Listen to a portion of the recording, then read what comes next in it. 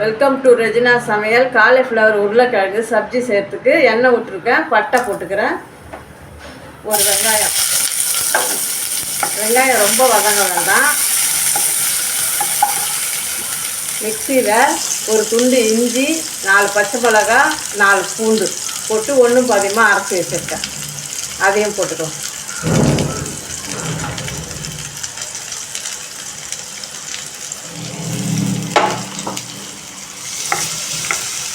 இது ரொம்பலாம் வதங்க வேண்டாம், லைட்டாக வதங்கினா போதும்.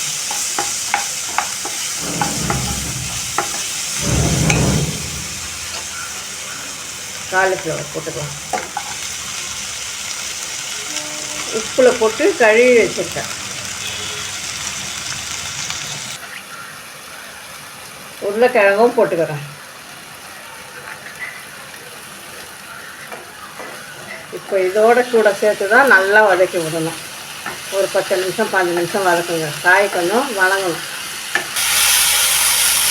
காய் ஒரு 10 நிமிஷம் வதங்கிடுச்சு.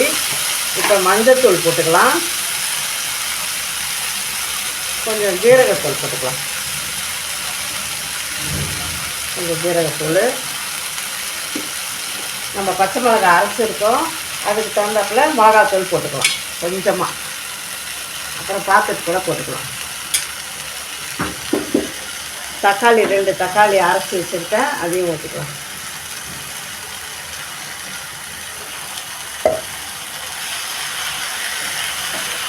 இதை போட்டு நல்லா கொஞ்சம் வதக்கி எல்லாம் மசாலாலாம் ஒன்று சேர வதங்கணுன்னா தண்ணி ஊற்றணும். உப்பு போட்டுக்கலாம் அளவா. 2 கப்பு தண்ணி காய் வேகிறதுக்கு.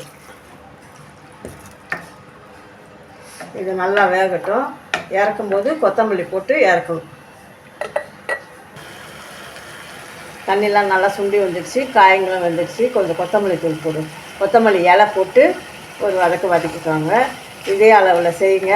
சப்ஸ்கிரைப் பண்ணுங்கள், லைக் பண்ணுங்கள், ஷேர் பண்ணுங்கள்.